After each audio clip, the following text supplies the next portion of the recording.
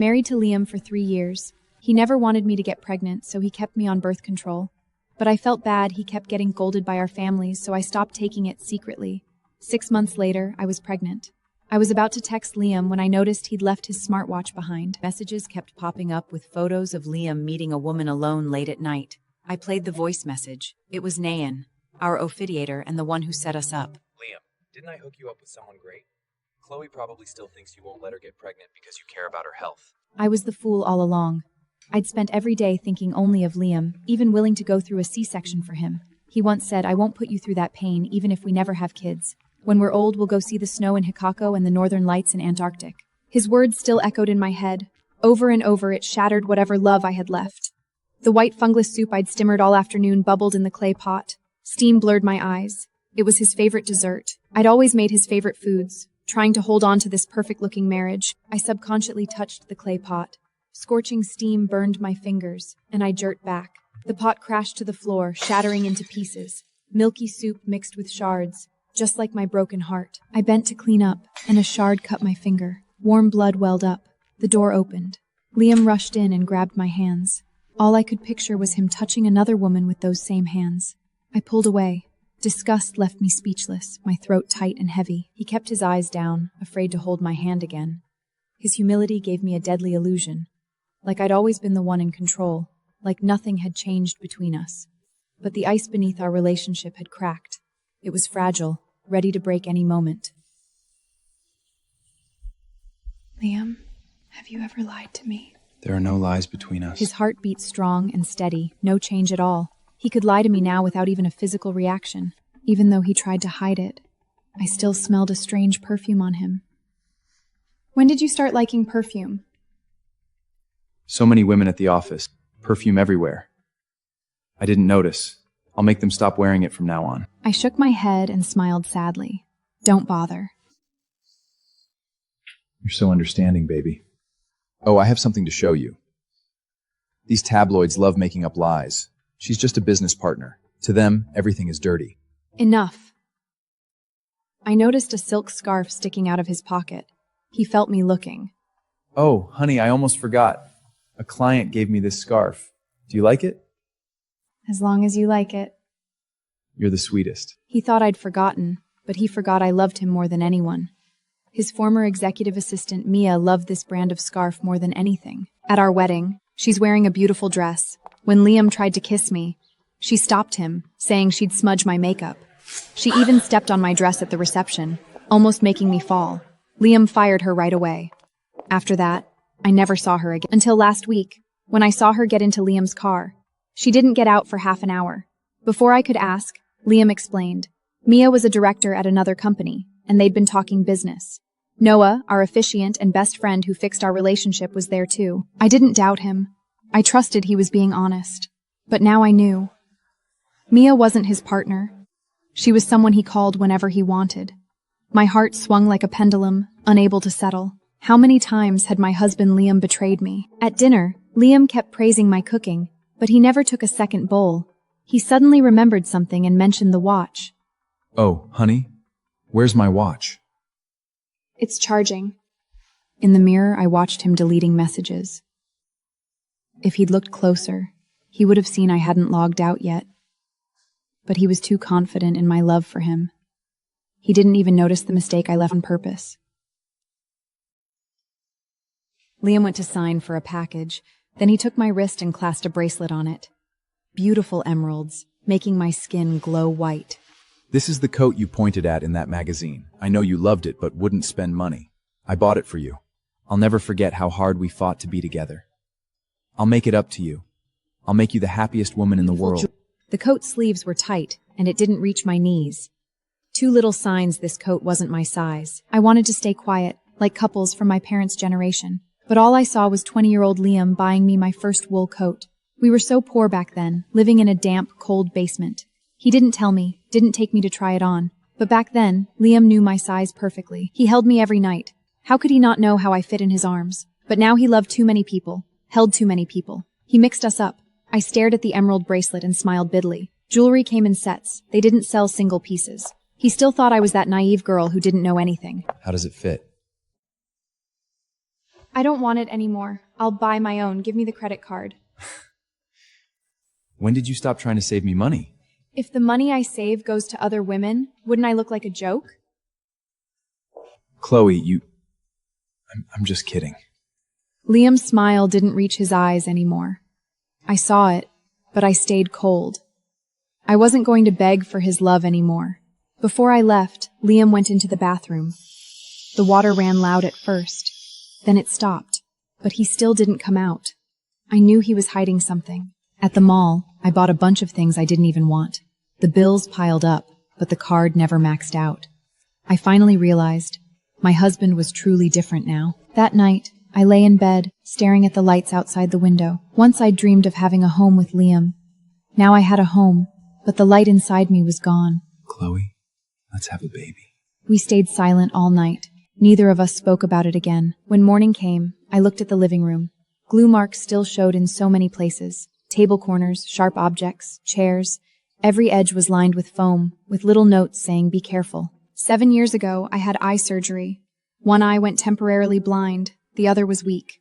Liam stayed with me nonstop back then, even with the huge pressure of starting his company. He worked himself to the bone to pay for my surgery. In 2 weeks, he was thin and exhausted. Once I called and said my eyes were acting up. Liam rushed back like crazy. A car hit him on the way, throwing him over a meter. But he didn't stop. He limped straight to the hospital. When he got to my room, he hid his bleeding leg behind the bed. As long as you're okay. As long as you're okay. Chloe, I'm here. His words were for himself as much as me, begging for me to be safe. Once I could feel love even with my eyes closed. But now the house was bigger, filled with expensive furniture and luxury things. But it felt empty. Lone fear trapped me like a cocoon. I held a bathroom bag with a pregnancy test inside. Once I disposed of it, I'd go to the hospital and end everything. Go back to sleep. You look like a little panda. Huh? I have to go to the office early today anyway. I'll make you some breakfast. Your tie's crooked. The pregnancy test slipped out of the bag and fell to the floor. I didn't pick it up. Chloe, don't stress yourself out. I looked at the test. Liam threw it away, wiping his hands over and over with a wipe. Liam left. I watched his car drive away from the garage. A thought hit me suddenly. For years, I'd been a housewife, never part of his life outside our home. But now I wanted to see what my husband was really like out there. To avoid being seen, I rented a new car. I followed him all the way. Liam parked at the same hotel as yesterday. My hands shook as I gripped the wheel. My knuckles turned white. My chest burned with sadness and anger. A woman walked up right after him. It was the woman from the articles. The emerald necklace around her neck shone brightly in the sun. I never thought the quiet, serious Liam would care this much about someone else. He cared about her in a way he never cared about me. In his eyes, I was worth less than someone he just met. He gave her a necklace worth a house without thinking. I was nothing to him compared to a stranger. A bitter taste rose in my throat. My stomach started cramping badly. Watching this, my heart felt squeezed. Pain was about to burst out of me. I called Liam without thinking. He didn't pick up, just sent a quick text saying he was busy. My hands shook holding the phone. My chest felt tight, and my stomach ached. I forced myself to drive to the hospital, but my body felt weak. The car slowed down. Liam's car honked behind me. I blacked out for a second. The car hit the guardrail. I slammed into the seat, my vision fading. When I came to, Liam's car was parked nearby. He didn't realize it was me and drove away quickly. Baby, miss me? Rest at home today. I sent you money. Buy something you like. About the baby, I've thought it through. We'll get a professional team and prepare properly. I stared at the message, cold to the bone. I sent a weak voice note back. Liam, you have no idea what I'm going through right now. While you're cheating, while you're rushing to hide the truth. When I woke up, white ceilings and the smell of antiseptic filled my senses. I touched my stomach automatically. It was flat, but 2 tiny heartbeats were gone. I'd planned to come to the hospital and end it. But the accident came before I could decide. The worst part? Their own father had taken them away. I felt Liam holding my hand. I turned. Liam was asleep, his forehead on my hand. He looked exhausted, a mess. While I was unconscious, Liam had broken down and hurt himself. But it wasn't enough. He knelt beside me, trembling hands touching my face. Tears fell nonstop. soaking the sheets. Chloe, I'm sorry. I didn't know it was you. I really didn't. We'll have kids again. I'll be with you through this. When you leave the hospital, I'll transfer everything to you. I'll go anywhere with you. Chloe, you don't understand. The second Liam knew it was you, he swerved like crazy. He carried you here the whole way. He hasn't left your side once. I've never seen Liam this broken. Liam stared at me, red-eyed. He didn't speak, but the blood vessels in his eyes screamed how much he loved me. They were telling me to take the easy way out, to stop being unreasonable. I sat up and stared coldly at the fruit basket in Noah's hand. She loves grapes, doesn't she? Be honest with me. Chloe, what are you talking about? Who loves grapes? Who would dare take grapes from you? Liam, I've bought fruit baskets from this shop for friends. There's an empty spot next to the blood oranges. That's where their new grapes go. They posted about it online. I calmly repeated what Noah had said that night. Liam, the girl I found you is better than Chloe. More obedient, too. That idiot Chloe still thinks you won't let her get pregnant because you care about her health. Why do you think I was in front of your car? Liam, you couldn't even wait. You make me sick. Liam, you didn't even have the patience to explain. I'm done with you. We're over. Liam broke down. The man who thought he was perfect had become a joke. Chloe, when did you find out? I was stupid. I only knew you were cheating when I heard your message. What you've done disgusts me. The sight of you is utterly repulsive. Get out!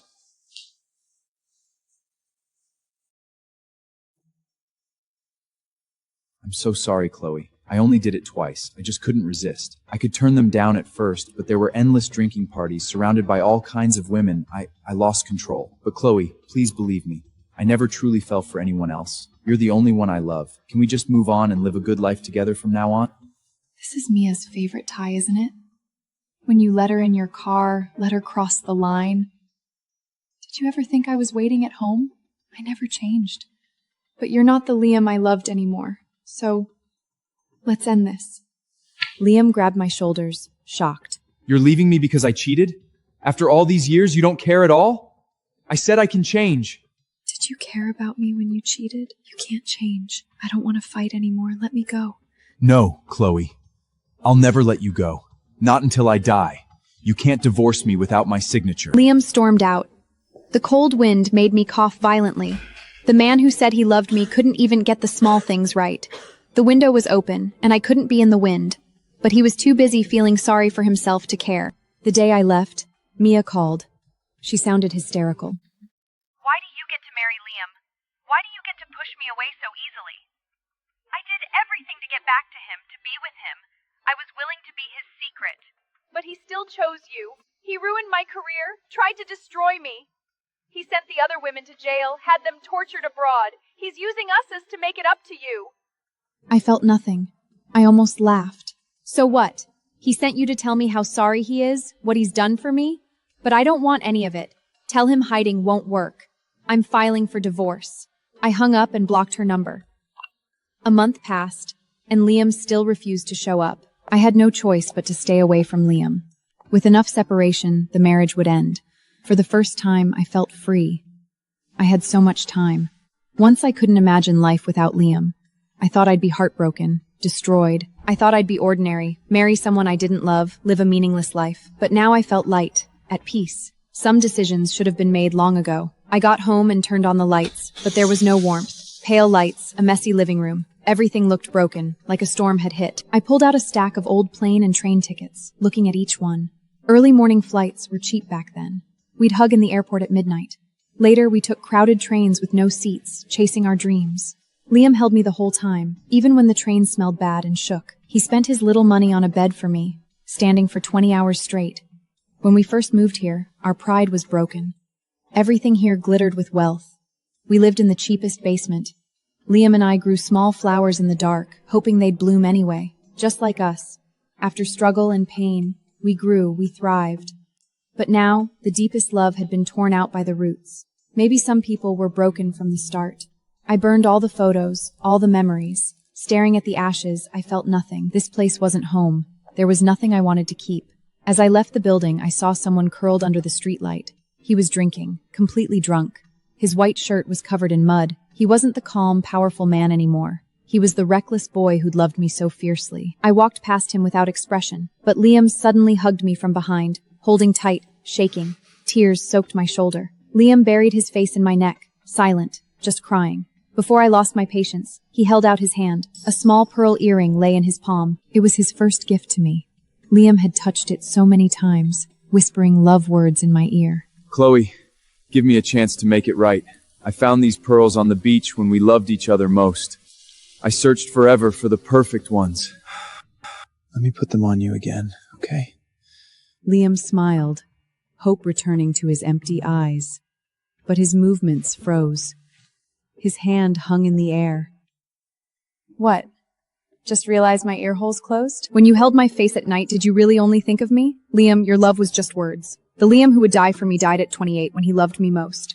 I still love that version of you, but that's not who you are anymore. You're not the man I fell in love with. You're not the man I married. You're a stranger. These earrings are a cage. I won't pierce my ears again, just like I won't come back to you. I walked past him. The earring fell from his hand. It landed in the snow. He scrambled for it, his hands turning red from cold. I knew he wasn't looking for the earring. He was looking for a second chance, but we both knew we could never go back. Liam finally agreed to the divorce. We met to sign the papers. The snow fell harder. I thought Liam wouldn't show, but a figure in a dark blue coat walked towards me through the snow. Froze. He wore the same coat when we got married. Liam saw my white coat and laughed softly. We really did think alike. It started here. It ends here. Liam didn't speak. We signed the divorce papers in silence. When the stamp hit, it was final. We each held a divorce paper, staring at each other, speechless. Liam stood at the door and lit a cigarette. It took him several tries. I automatically shielded him from the wind. Thank you. I was about to call a taxi when Liam stopped me. I'll transfer everything to you. It's all my fault. I'll leave with nothing. Let me drive you one last time. When we get there, I'll go. I stared at the divorce paper, calm and at peace. I got in the car. The scenery passed by. I stared out the window. We'd driven this road 100 times. Every bus stop, every alley with good noodles, the cheapest market, the stray cats. Every spot made my heart ache. Chloe, buckle up! Cover your head and duck! I heard the fear in his voice. I turned and saw a red Porsche speeding towards us. It was Mia. She was crazy. I curled up. Crash. The car spun out of control on the icy road. Liam fought the wheel, but the car wouldn't listen. He couldn't stop it. It crashed into the bridge rail. Half the car hung over the edge. I was terrified. Liam, you love her so much. Is she worth dying for? You have 5 minutes. Decide, or we all die. I checked on Liam, staying completely still. Liam, are you okay? I'm fine. Unbuckle slowly and run. Don't worry about me. Liam, don't make me feel guilty forever. We both get out or neither. Chloe, why are you always so good? Someone like me doesn't deserve saving. People are complicated. I loved you more than anything, but I still did this terrible thing. Chloe, I wanted them to have my babies. Then we'd raise them together. But when I tried, I felt sick. That's when I regretted it. I didn't want to hear it. Chloe, she's crazy. We can't trust her. I'll count to 3, then we run. Whatever happens, happens. 3, 2, 1. I opened the door and jumped. At that exact second, Liam hit the gas and drove straight into the ocean. He went under. Mia stared as Liam sank without hesitation. She turned pale, fell to the ground, screaming. You love her that much? You'd die for her? Before Mia could hurt me. Chloe, if I'd met Liam first, you never would have had him. I slapped her hard. This is your love? Because he doesn't love you, you destroy yourself and try to kill him? If this is how you love, he never would have loved you, with or without me. You'll never be happy. Security arrived and took Mia away. Rescuers started searching for Liam immediately. Liam! Wake up! You still have to make this up to me! We're even now! Why did you do this? Medics did CPR for 10 minutes, but nothing. Everyone looked solemn. Even the medics sighed, ready to give up. I pushed them aside and did compressions desperately. Liam, I want you to die because of me! I never want to see you again! 3 minutes later, Liam spit up water and coughed violently. When he woke up, Liam stared at me. Why didn't you let me die? You can die. but not because of me. I don't owe you anything anymore. I want you to live the rest of your life in guilt. Liam, I want you to live a long, long life. I didn't stay. I never visited Liam. Anyone who's died once doesn't have the courage to try again. I sold everything, put the money in the bank, and invested it. I took the cash and moved to a new city. I didn't have big business plans. I just wanted a photography shop to capture happy moments. Couples recommended me. Soon my walls were covered in their photos. I shot many weddings, followed couples all over the city. In my free time, I photographed ordinary people's lives. Early morning street cleaners, golden ginkgo leaves falling, night barbecue vendors, kids studying beside them, kids walking home from school, sneaking snacks their parents forbidden, glancing at their crushes, cheeks blushing like sunset. Then, 3 years later, someone made a strange appointment. Can I wear a mask for the photos? I don't want to talk. Just follow me. Shoot whatever you want. I said yes. His words made me curious. When we met, the man was tall and thin. He didn't speak. I introduced myself politely. He just nodded. We wandered the city, riding red buses, seeing the neon night. We walked in the park, feeling the quiet and the night wind. He loved buying me food, cake, fruit, barbecue, like he was taking care of a kid. I was confused, but he seemed so lonely, like a giver. Maybe he had no friends, so I let him. I told him stories I'd heard and seen, stories of sweet, simple love. When we were about to leave, he went to his car. An earring fell to the ground. Even faded, I recognized it. That person had come back from my forgotten past. I kept the pearl earring. When Liam gave me 3 gifts, I gave it back. In that case, I'm getting married next week. Come. Let the past go. I've moved on. You need to face yourself too. Find a wife and don't hurt her this time. I thought he wouldn't come. Liam never showed at the wedding. During the vows, roses fell all around us. My husband and I kissed, surrounded by romance. This was the wedding I'd wanted, even though I'd always remember. After the wedding, a friend handed me a yellow rose. Yellow roses mean apology, forgiveness, love that can't be fixed. A pearl earring and a note were tied to it. I've seen you happy. Now I can leave peacefully. He never came back, even when I was old. But workers at the cemetery saw an old man in black. He visited a grave, touching it like it was a lover's face. Until one day he didn't come. They said he died on the last day of winter, the day before spring came, the day he finally let go. I heard the news in my Jiangnan courtyard. My hair was white. I touched my cooled teacup. Ostanda flowers covered the ground. My husband tucked my shawl around me. His hand was warm, steady, just like every day for decades. Uncle Zhang from the cemetery called, hesitant. The old man in black who visited the nameless grave hadn't come. He died on the last day of the lunar year. The hospital said heart and lung failure. He passed peacefully.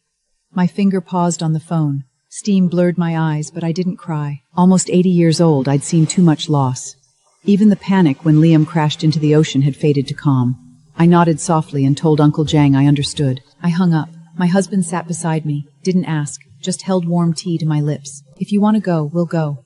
I nodded. Early next morning, my husband drove me to the cemetery outside town. The winter cemetery was quiet, light snow crunching underfoot. Liam's grave was in the corner. No name, just a white stone. Uncle Zhang put it there as he'd asked. A wilted yellow rose lay before it, and the polished pearl earring in a small wooden box. Liam must have left them on his last visit. I knelt down, touched the cold stone. The chill spread to my heart. He'd spent his whole life trapped in guilt over me, until the very end. Uncle Zhang walked over and handed me a small wooden box. Liam had left it for me when he died. It was old peach wood, smooth, carved with a small daisy, my favorite flower when I was young. I took it, touched the familiar carvings. My heart trembled softly. He'd carved it when we were young. In the basement, he'd carved a daisy for me, wishing my life would bloom toward the sun. I thanked Uncle Zhang and left with my husband.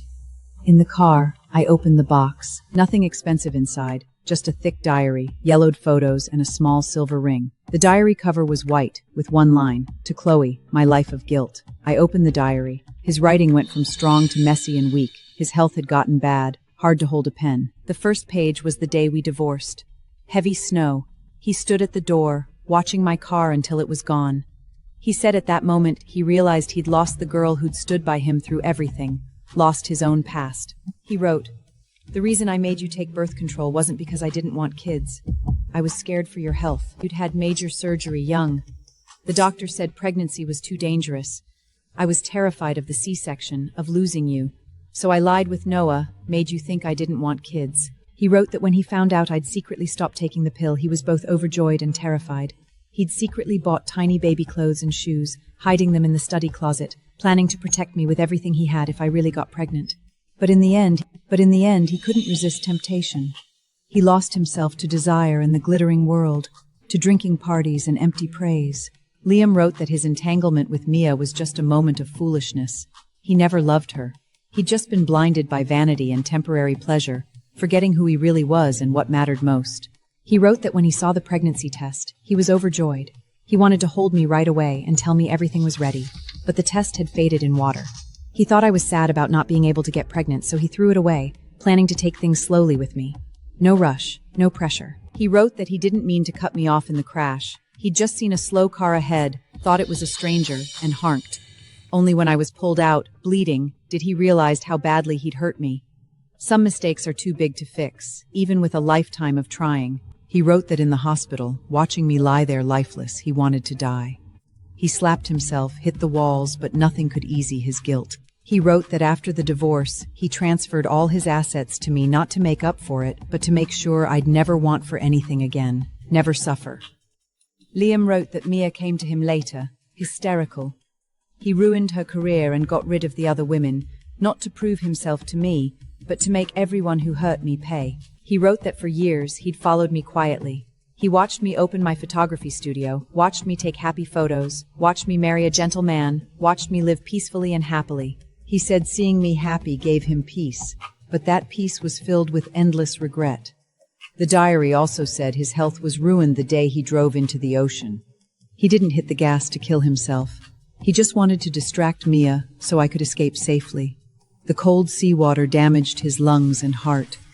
He coughed terribly every winter after that. Later, he was hit by a car saving a child who ran into the street. His leg broke, and his health got even worse. The doctor said he wouldn't live much longer. I turned page after page. His words were like a soft knife, opening old memories, but there was no pain, only quiet understanding. So many things back then had secrets I never knew. Liam's love had never just been words.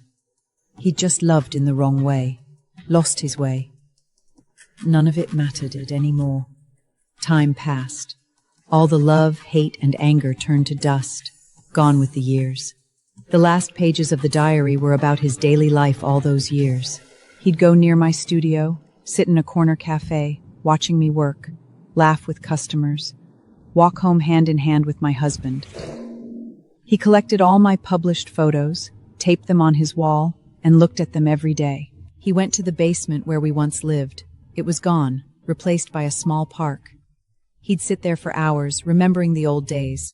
He wrote that if he had another life, he wanted to be an ordinary man, stay by my side, make no mistakes, and love me forever. I closed the book, set it on my lap, and watched the scenery pass. My heart was calm.